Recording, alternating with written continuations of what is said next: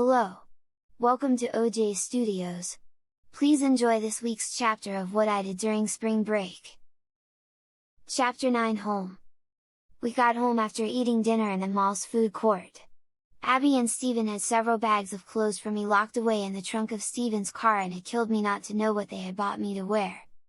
Now that we were home, I sat in my room putting 15 bags of clothes from various stores into my drawers as I kept laughing at myself as I looked at the difference between my old boxers and my new colorful and much smaller underwear I have now.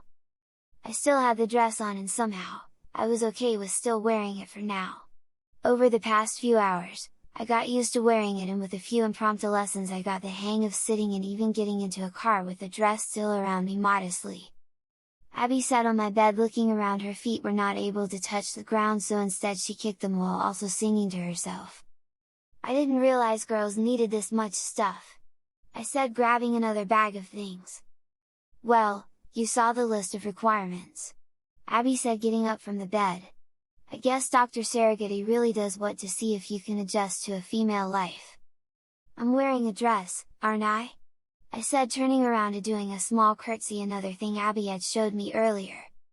"We'll just have to see what you're like at the end of the weekend though. I bet you will be fine." "Thanks," I said, giving a weak smile. "I can't believe that lady tried to hit on Steve today," Abby said, completely changing the conversation. "What did Steven say?" I asked, putting down the camisole I was holding. "He said he had a beautiful fiancée," Abby said. "That shut her up." "Wait, are you two?" I asked with a little bit of a smile. Abby looked over at the door and made sure it was closed. "He asked last week," she said, whispering, then she looked down looking kind of sad. "I told him I would have to think about it." "Really?" I asked. I wanted to say yes, but I also wanted to get collage over with and get my degree in graphic design before I settled down. I kind of regret telling what I did. I walked over to my bed and sat down next to Abby and gave her a side hug. "Steven's a good guy, he'd be lucky to have you, but he is also very passionate and devoted. He'll wait for you to decide when you're ready." "You're right. Besides, he's way too old for you by 22 years. Abby looked at me for a second before she started to laugh.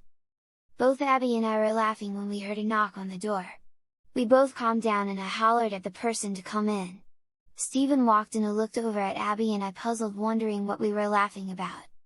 "Girls, it's about time you two started to get ready to go to bed," Steven said. "Do we have to?" Abby asked. "Don't worry, you don't have to go to bed right now. After you two get done with your baths, I have a surprise for you. Lexi, you're first." "Don't worry, I'll just take a shower," I said, getting up from the bed. "Oh no you don't," Abby said, darting past me and into the bathroom. I looked over at Steven, who just in turn looked at me almost defeated. "Don't look at me, you're madly in love with her," I said, heading to the bathroom. I got into the bathroom and the smell of lavender filled my nose. I walked and found Abby dropping a pink ball into the bath water. "What's that?" I asked. "Watch this," she said before dropping it into the bath water. As soon as the ball hit the surface of the water, bubbles came to the surface and the scent of lavender arose even stronger. "It's a bath bomb. I had left this with Steven a few months ago when my pipes had burst. Now I am giving it to you. Trust me, you're going to love this." "Okay," I said as Abby left the bathroom, leaving me alone. I stripped off my clothes and grabbed my towel from the bathroom closet and set it in front of the bathtub. I sucked in a deep breath and dipped my foot into the warm bath water. The temperature was perfect, everything felt great and relaxing. I fully got into the tub and relaxed as I slid down, leaving my head over the surface of the water. It had been so long since I've taken a bath that I forgot how great it is. I looked over to my shower rack to find that Abby had replaced my 3-in-1 shampoo with lavender shampoo, lavender conditioner, and lavender body wash. Hanging up next to it was a purple exfoliating bath sponge. Abby really did go out on me taking a bath. I got out of the bath after Steven knocked and told me it was time to get out. I acknowledged him and reluctantly got up from the bathtub and dried off with my towel. I felt my skin and found that it was softer than it had been before I took the bath. I looked in the bathroom mirror and saw a smiling girl looking back at me. I could not believe how I was enjoying being a girl. I looked over to the side of the vanity sink and saw the clothes that Abby had laid on the sink while was relaxing. Normally I was happy just sleeping in my boxers, but since now that wasn't an option, I decided to play along and put the pajamas on. I unfolded the pajamas and found the pink panties that were rolled in with the pajama pants. I put them on and then put on the purple fuzzy pajamas that had little pink heart patterns on it. I put them on and loved the feeling of the soft pajama pants on my legs. I then put on a purple spaghetti strap tank top on that had a light purple heart in the middle of it. I looked in the mirror and gently put a brush through my hair like Abby told me to and got out all the knots. I brushed until my brunette hair was soft and silky.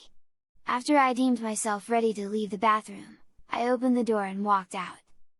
"How was it?" Abby asked, getting ready to go in. "Amazing, thank you," I said. Steven came around the corner and handed me a brown box that was taped tightly closed so I could not see what was inside. "Do you mind taking this to the living room?" he asked. "I have to help Abby take bath, apparently she's too young to take one by herself."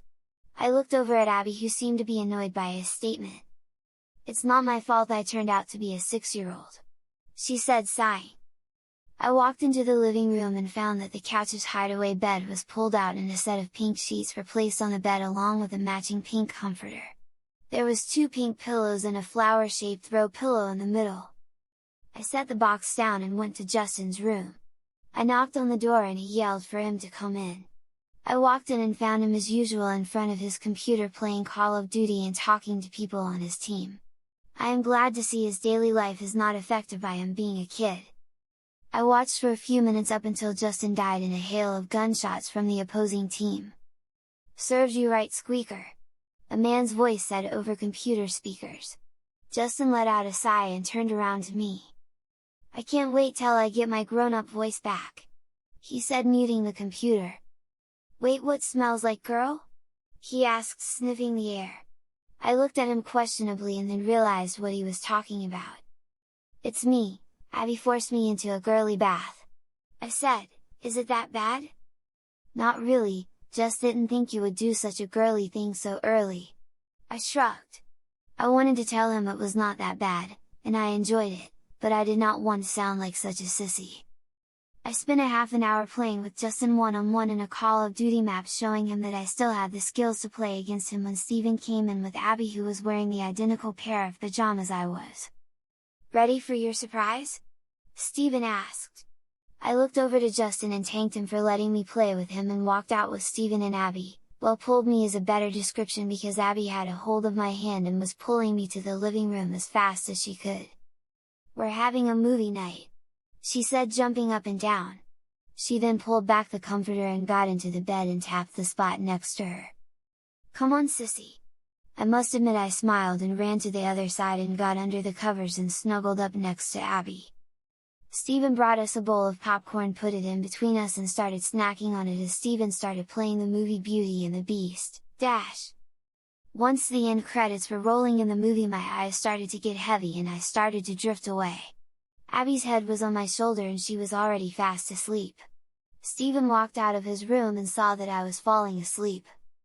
"Come on!" he whispered, uncovering me from the blankets and picking me up off the bed. He carried me to where he laid me down on my bed and pulled my comforter up to me. "Good night, Alexis," Steven said. "Good night, Daddy," I sleepily said before drifting off to sleep.